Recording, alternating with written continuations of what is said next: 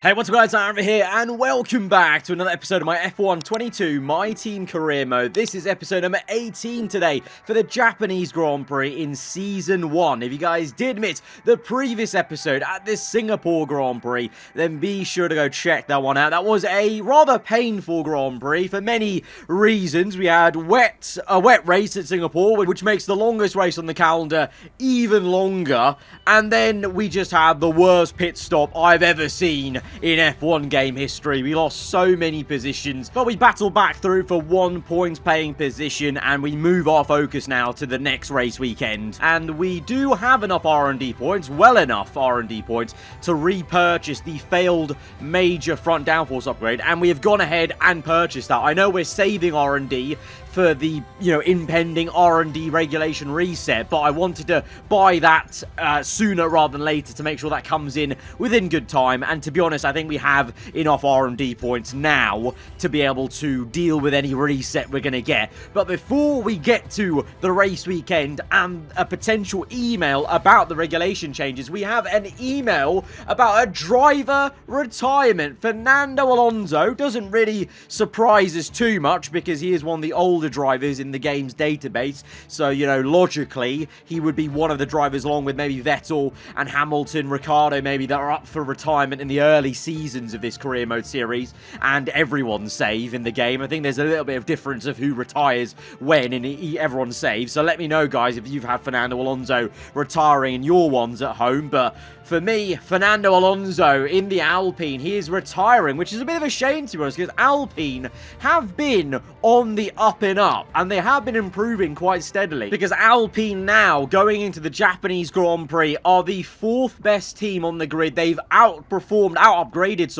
McLaren now, and McLaren made a huge leap earlier in the season, but Alpine now are the nearest challenges to Red Bull. And look at the basically that entire graph really is showing actually in a very neat way. I may have criticized the fact that the performance patch hasn't come in, and we started this career mode off with the kind of teams as they were at the very start of the season, and we didn't maybe have the pecking order as realistic as it has been over the course of the season, because it seems like on this year's game it's been a lot better than previous years, where the entire grid is converging on each other within a season, which is really great if you're playing a game. Obviously maybe is sped up a little bit compared to real life, because we don't see this level of progression in real life, but for a video game, for one season, this is what I want to see. I want to see the grid bunch up together, have a regulation change, then have a bit of a mix-up, because you never know. Alpine now, from that position, if they adapt every part, they could find themselves being very high on the R&D chart then in Season 2. So will that come back to bite Fernando and be one of those kind of, classic Alonso moves where he chooses a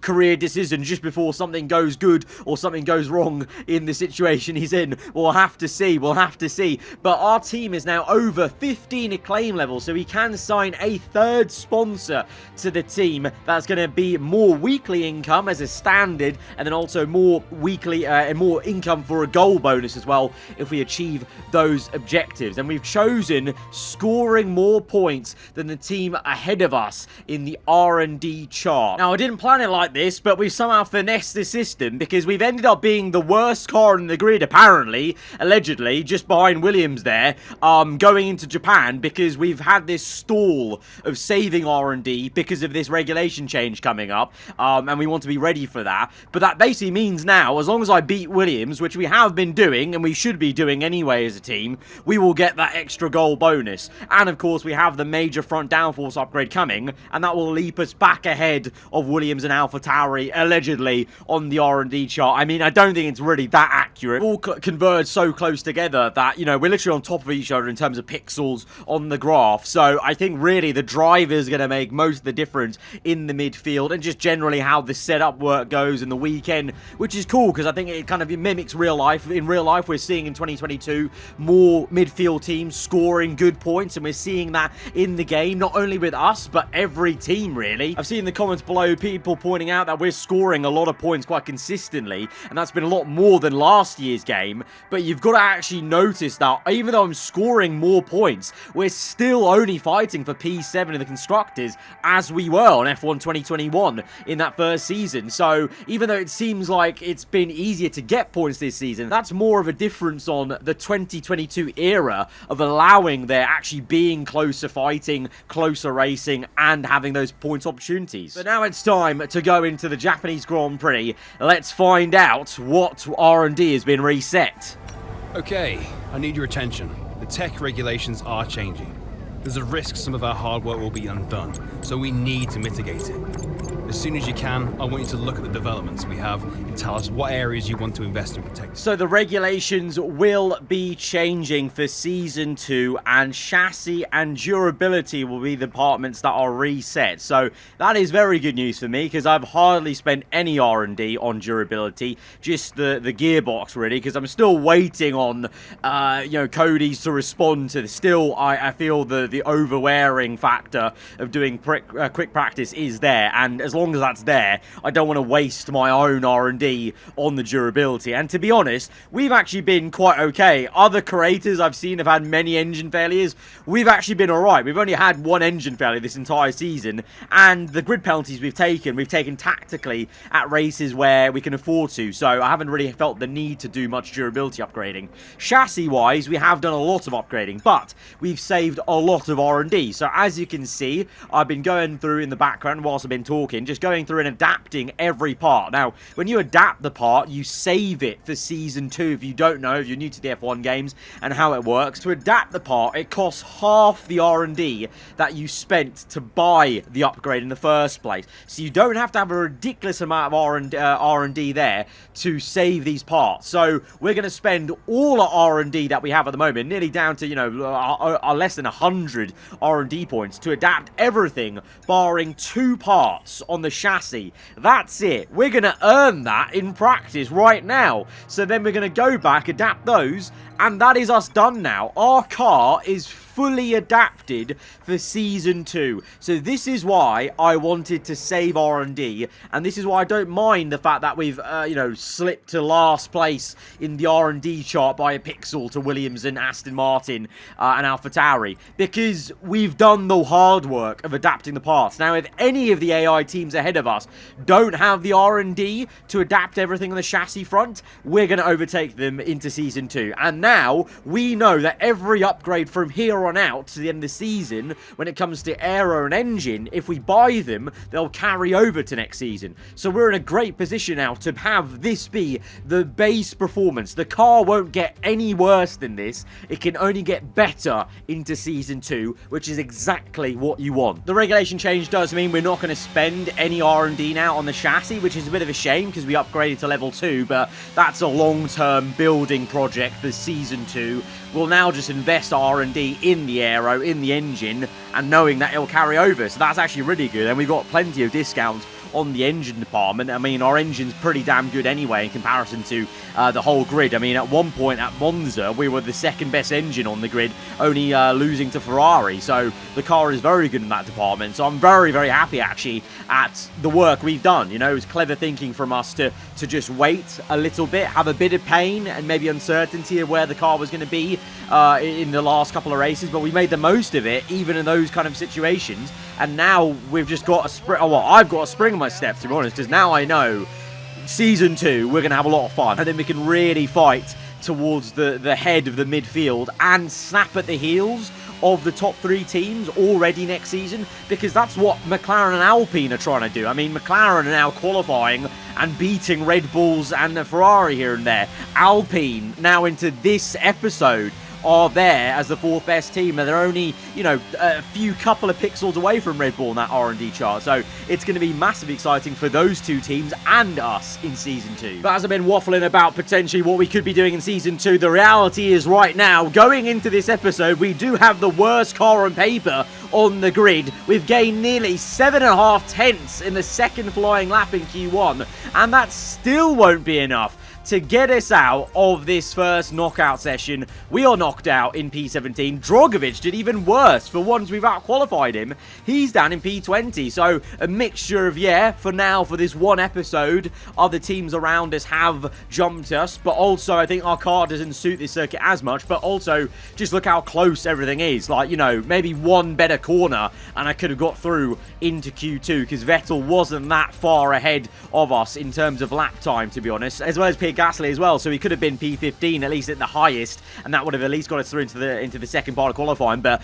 this now does mean, I mean, I've been saying it for the last couple of episodes, but you know, more and more every episode we get, McLaren seem to be getting faster and faster. So they have another open goal chance of trying to score enough points to overtake us in the Constructors' Championship. There is rain on the way tomorrow, though, so that could change things again, just like it did in Singapore. But with apparently where we are in the R&D pecking order, it could be a really tough one today. Let's go to the grid.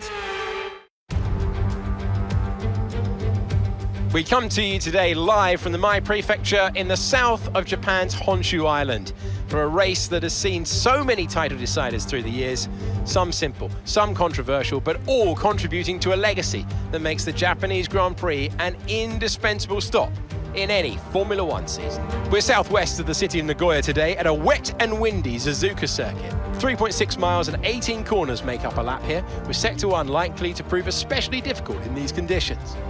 We should see overtaking into turns 1 and 16 today, and maybe a few Kobayashi-style dives into the hairpin as well.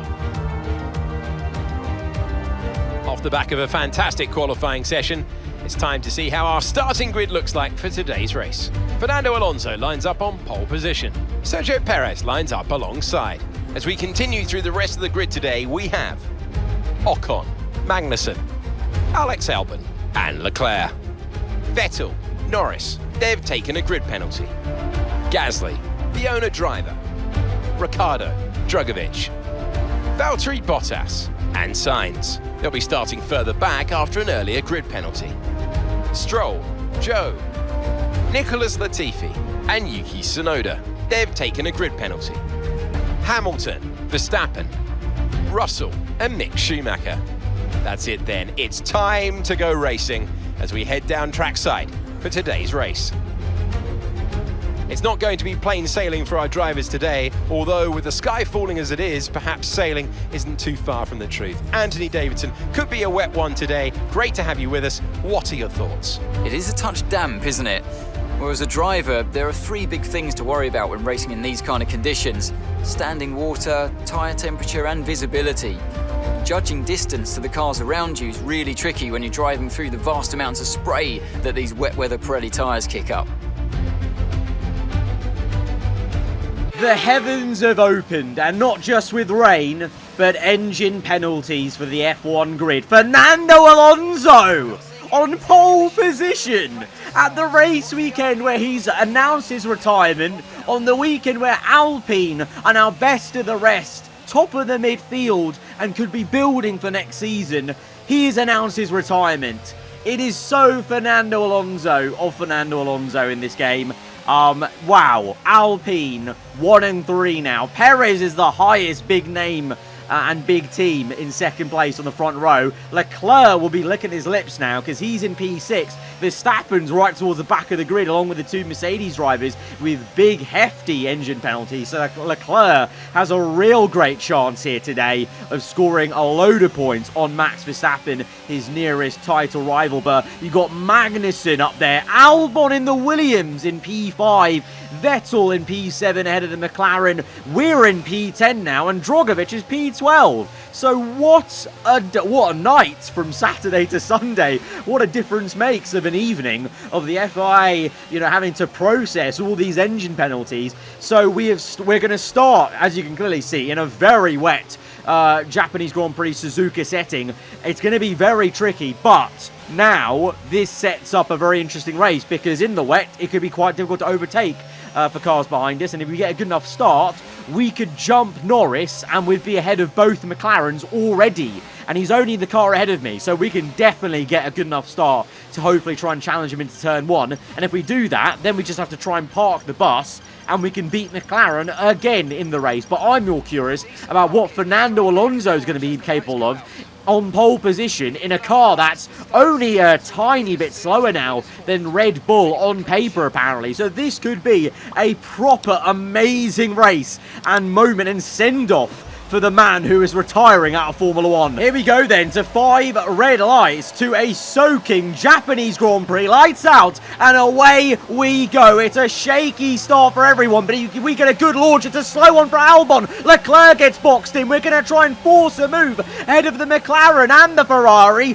We're up into P6, maybe even P5 down the inside of Kevin Magnussen. And Sergio Perez is taking the lead though. He's stolen it from Fernando Alonso. We get a lot of oversteer, and Vettel uses all his experience in Formula 1 to send it down the inside and actually be quite comfortable in that Aston Martin in P6. But yeah, it's Perez then in first place from Fernando Alonso. Ocon. Alonso, though, you know he's not going to let that go. He's going to keep the pressure on. Albon is in P4 in the Williams car. Leclerc and Norris find themselves behind me. Leclerc going for a move on the outside. We're going to push him off and keep the racing line. You're not going to get us that easily. It's a silly move to make for the man in the Ferrari, to be honest, because you're always going to get squeezed out on the outside there because you have the racing line on the inside of that corner. And so he's fallen even further now behind the McLaren. Drogovic actually got one position at least up into P11 and could find himself in the points if he can get past Pierre Gasly. But what an electric start that was for us as Ricciardo pressurizes our teammate Felipe Drogovic, and we are keeping Norris at bay. At the moment, this would be a great position for us. We're already ahead of the McLaren cars. Meanwhile, Hamilton, Russell making a move on Tsunoda. They're down in P18 and 19. Max Verstappen in second last place, P21 compared to his teammate leading the race. But like I said, that man in second, Alonso, inherited pole position.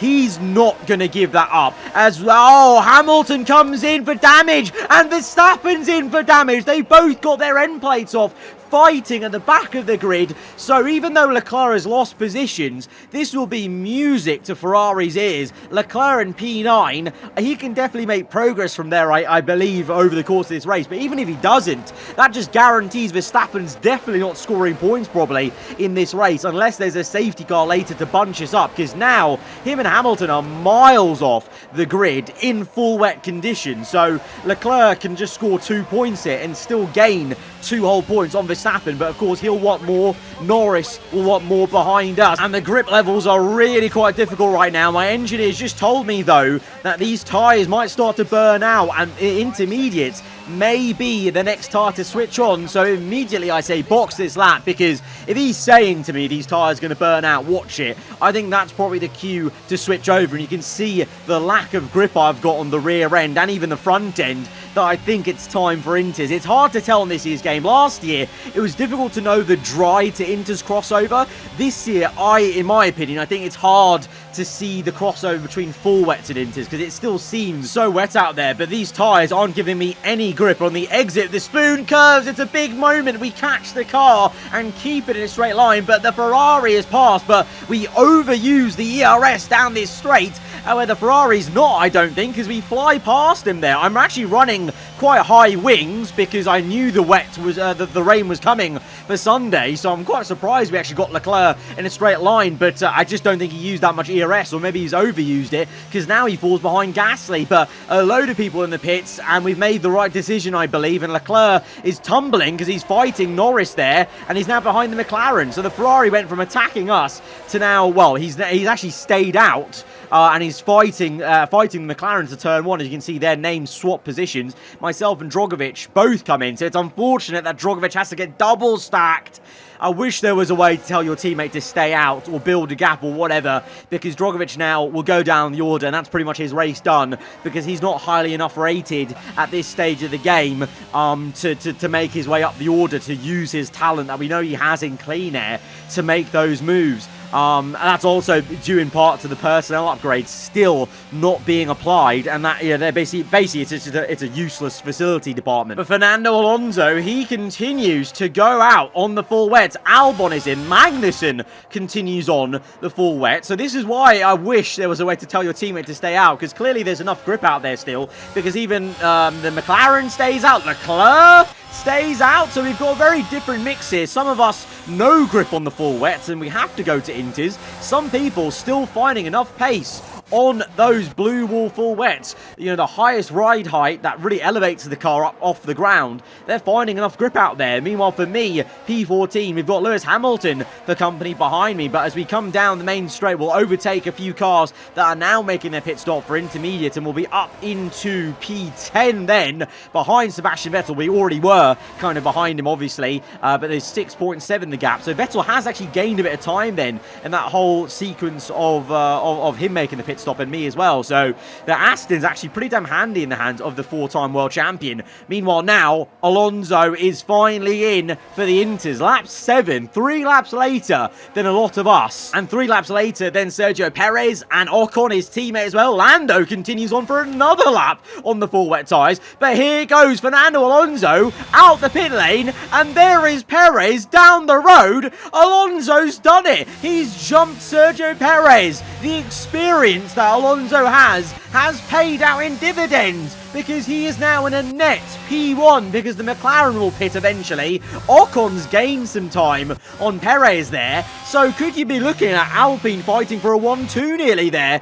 as Gasly tries to make a march on me, only 1.1 seconds behind. I am gaining a bit of time though on the cars ahead of me of Magnussen, who's now finally come in, of course. But Fernando Alonso, take a bow, inherited pole, lost it at turn 1, lap 1, but has regained it back with a clever strategy that I'm sure he would have been pushing for compared to Alpine, because Alpine pit Ocon so much earlier, so you just know that Alonso would be badgering Alpine like, no, I'm fine, I'll stay out, trust me. And he's done the business because he's back into P1, and from here on out, I don't think Alonso's in any position to think about even losing the race lead. He's going to fight that like an absolute madman. Meanwhile, Ricciardo pits, and he's come out ahead of Norris, or rather Norris's pit, and he's come out behind his teammate. But the two McLarens now are in a bit of a fight with Gasly and the two Ferraris. The two Ferraris find themselves behind Pierre in the AlphaTauri. Lap 10 then, I'm trying to chase after Magnussen and Vettel. 5.5 the gap. The gap's come down by about a second from 6.5, but I'm not really making much of a indent anymore, to be honest. We're setting some purple last sectors, but the kind of first sectors where I'm losing a lot of time in terms of out and out kind of, nimbleness of the car, and the McLarens are chasing me down. Lap 16, so we're flying through the laps here, because in these inters conditions, everything's kind of very stationary, to be honest, because everyone's just trying to do their best not to make a mistake. So it's still Alonso who leads the way from Perez, Ocon.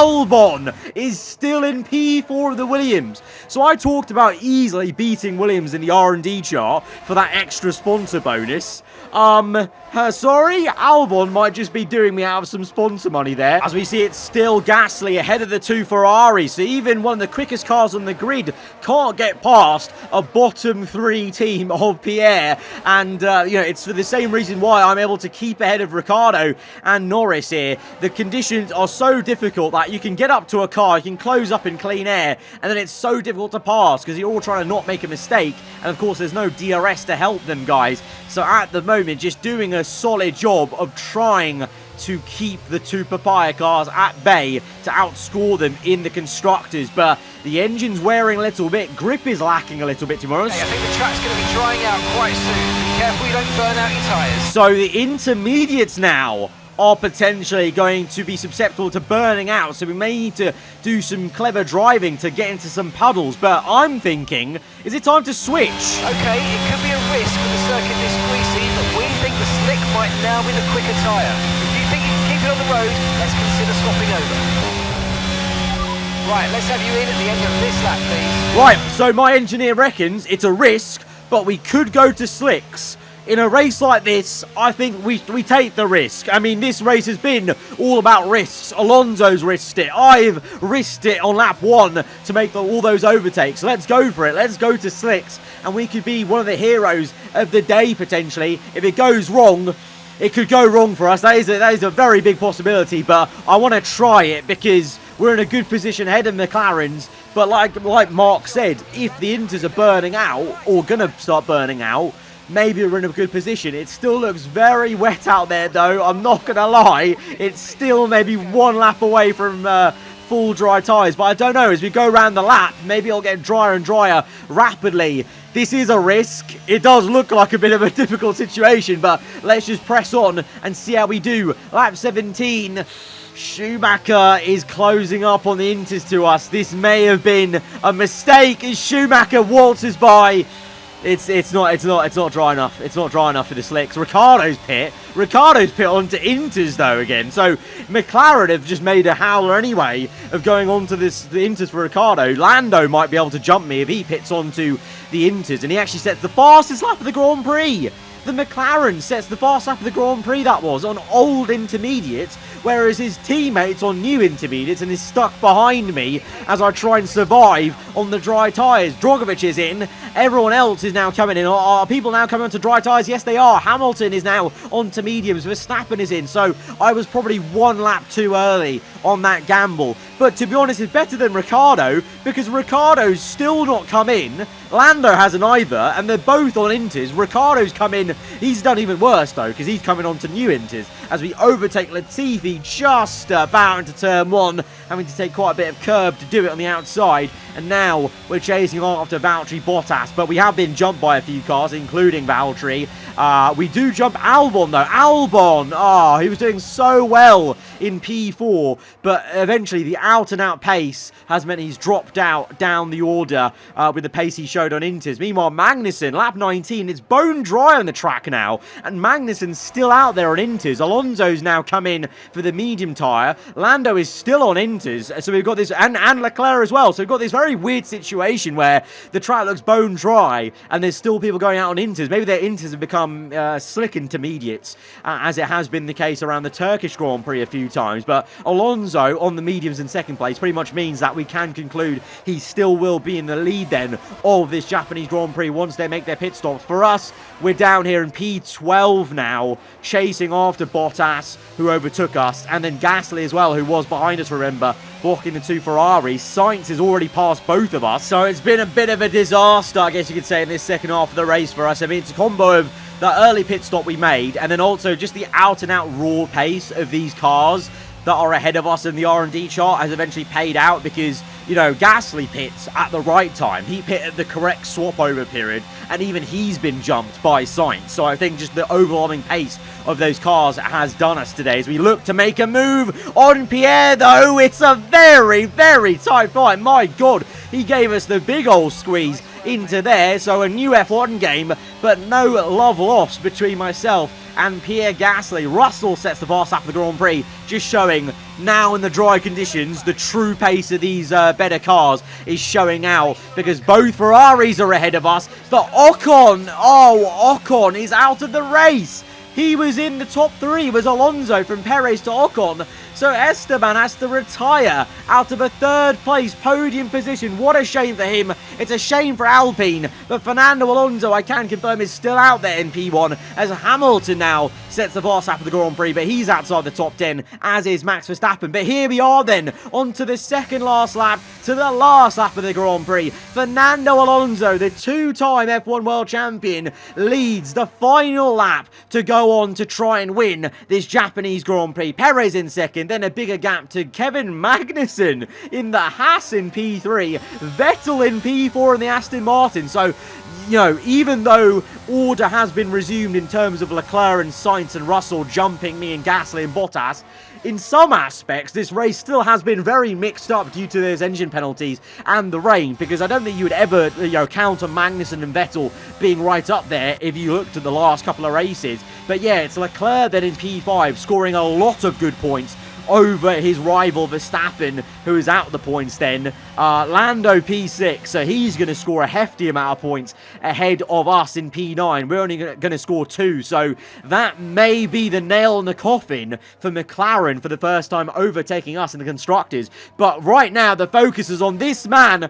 Fernando Alonso wins again in Formula 1. He wins the Japanese Grand Prix on the race weekend, where he announced his retirement. It's all just very Fernando Alonso of him. Is now Gasly's looking to make a move. We're deploying all the ERS we have, nearly down to 0% on the battery through 130R. Gasly's trying to spoil the party for us. He's trying to steal P9. He sends it down the inside. He sends me off circuit. We try and keep it within the confines of the circuit, but Bottas now comes out of nowhere to overtake both of us and to steal P9 on the line.